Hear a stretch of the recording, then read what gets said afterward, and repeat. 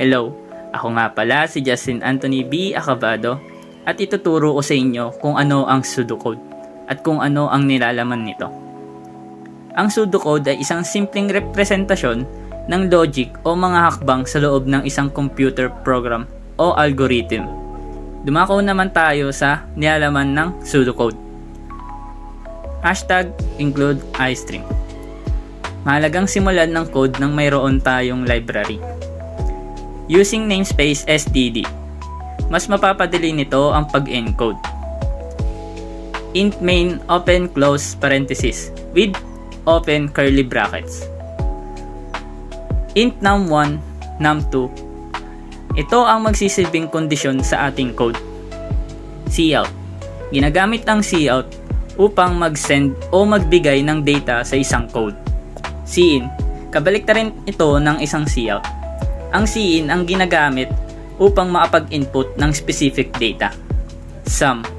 Ito ang arithmetic operation na ginagamit upang mahanap o makuha ang kabuuan ng dalawa o higit pang mga numbers. At ang huling cout. Pag nag-run ng code, ito ang lalabas na result. At sa baba nito, ang return 0. At sa baba naman nito, ang close bracket. Ganito naman ang magiging output pag ni-run ang code. Mag-i-input ng numbers at automatically mapag-add at makukuha ang result. Wow!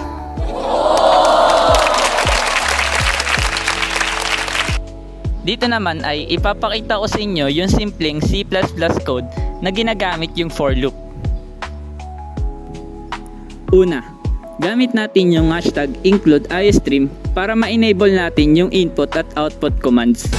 Tapos gamit din natin yung using namespace std para hindi na natin kailangan isulat yung std sa harap ng cout. Okay! Sa loob ng main function, meron tayong for loop.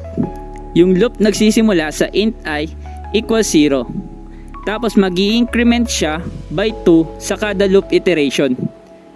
I is equal to I plus 2 hanggang umabot siya ng 10. So basically, ang ginagawa lang nito ay mag-print ng even numbers from 0 to 10. Kaya pag niran natin tong code, makikita natin sa output ito. Tapos, yung return 0 sa dulo, ibig sabihin lang nun natapos na ang program ng maayos. Ganito naman ang magiging output pag niran ang code. Mag-i-input ng numbers at automatically mapag-add at makukuha ang result. Woo! Ako nga pala si Jake Owen Evangelista at ituturo ko naman sa inyo ngayon kung paano napapagana ang while loop or mas kilalang while true o ang infinite loop. So dito sa code na to, ang gagawin natin is magsi-C output tayo ng number at C input ng number at ang magiging resulta ay number. Bago natin magawa yon, ang kailangan muna natin gawin is mag-i-input tayo or mas kilala bilang algorithm or variables na magsisilbing gabay upang magawa ang code natin. Halimbawa, input main, input result, input number at input choice. Sunod naman, pag nagawa na natin yon, gagawa naman na tayo ng mga variables ng C output at C input. Kunyari, C output natin is choose action. Dito naman, naka-input ang pipiliin ng user or action na gagawin ng user. Example, C output add, C output 2 minus, C output 3 divide, C output 4 multiply, C output 5 equals show result. C output 0 exit, C output enter your choice or C in choice. So yung mga nabanggit kong C output na yun, ba't kayo magtataka kung bakit may numbering? Yun yung magsisilbing variables or algorithm upang mag-run ang isang user sa code na ito. Susunod naman ang if else. Dito naman gagawa tayo sa if ng choice equals 0. Dito mangyayari pag nag-C output program exited by user, ang if choice na ito ang mag-break sa code kung ikaw ay nagkamali ng input. Kumbaga, once na ikaw ay nagkamali sa lahat ng output mo, pag pinindot mo naman yung 0 sa pinili mong C output na choice, ito ay magbe-break at uulit-ulit sa umpisa. Kaya ito ginagawa upang hindi mag-crash ang code na ginagawa ng isang user. If choice naman equals 5, yung 5 naman, ito yung magre-result ng end. Itong choice na ito, dito mapupunta ang user once na nag-run ng tama ang code at dito makikita ang resulta. Ganun pa rin, magbe-break pa rin siya dahil na-meet na ng user ang kanyang hinahanap na resulta sa ginawang code. Kumbaga, ang buong explanation lang nitong while loop na to is yung while loop, infinite loop siya. Hanggat hindi ka nagbibigay ng command, hindi siya magbe-break. Or mas kilala natin magiging non-stop or mas sunod-sunod ang paggawa ng mga resulta nito hanggat hindi ka nagbibigay ng hudyat or yung mga binigay mong variables na given na number, hindi ito magbe-break. Ang switch naman, ito yung choice. Ang switch case naman, ito ang dahilan kung bakit ka nakapili ng choice ng paulit-ulit hanggang sa makuha mo ng tama ang input number. Example, sa case 1, result plus equals number, magbe-break yun. Kumbaga, once na nagbigay ka 1 plus 1, tas magbibigay ka kung i-give mo na ba yung result or magbibigay ka pa ng another number. Case 2, result minus equals number, break. Case 3, if number is equals to 0, ang resulta ay number. Or mas kilala, pag nag-cout, error cannot divide by 0. Dito naman, nagdadagdag ako ng else output upang kung may lagay ng divide by 0 ang user, hindi ito magkakarash o masisira ang codes. Halimbawa, 1 plus 1 plus 1, add pa ulit ng isa pang number and divide by 0, ang lalabas, error cannot divide by 0 upang hindi mag-crash ang mga ginawa niyong codes. Sa C output naman, ang invalid choice, try again. Ito naman ang output command na magsisilbing gabay o magbibigay ng tamang pamimilian sa code. Kunyari, 1 to 5 lang ang input. Yun lang ang gagana pag nag-input ka ng 6 pataas, ito ay mag-i-invalid. Halimbawa, yung 1, magbibigay ka ng number, example 1 to 6, example 1 plus 1, kasi ang pamimilian mo is 1 to 5 lang, plus minus divide or subtract, wala nang lalampas pa sa 5, mag-i-invalid ang lalabas dito, or mag-i-end na siya. So yun lang, sana may natutunan kayo sa aking munting explanation upang mapagana ang while loop. Maraming salamat. Ang idadagdag kong explanation is yung kung saan mapupunta once na nag-input na kayo ng mga number or ng choice.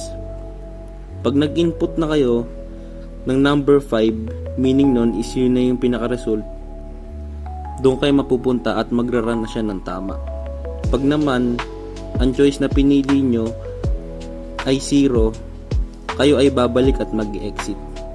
At kapag kayo ay nag-divide ng 0 sa isang number, ang lalabas doon, error cannot divide by 0.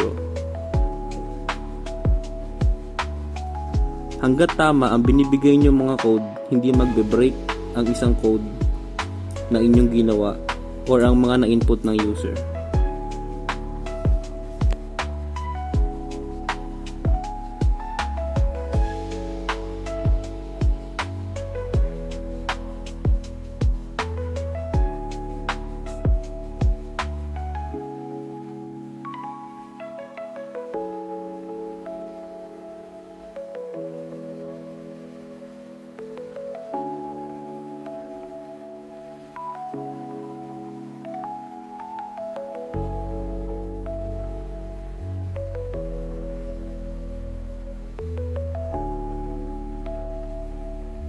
At ituturo ko naman sa inyo kung paano gumagana ang string loop.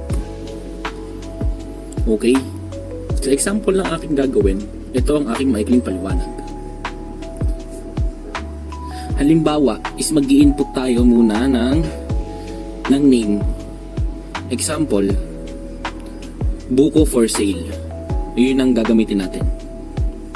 Upang magamit mo ang string loop dito, ang kailangan mong gawin is pagsasamahin mo ang tatlong string.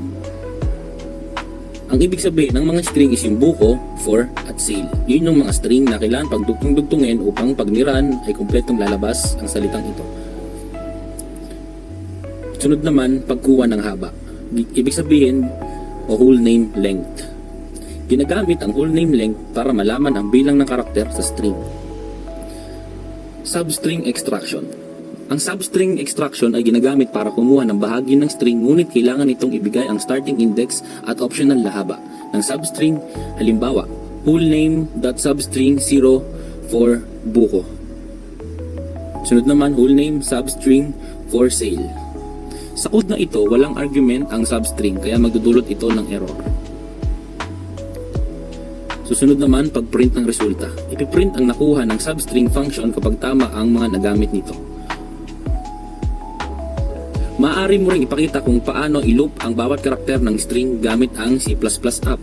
Example, for input I is equal 0, I whole name length, at dito na papasok ang substring.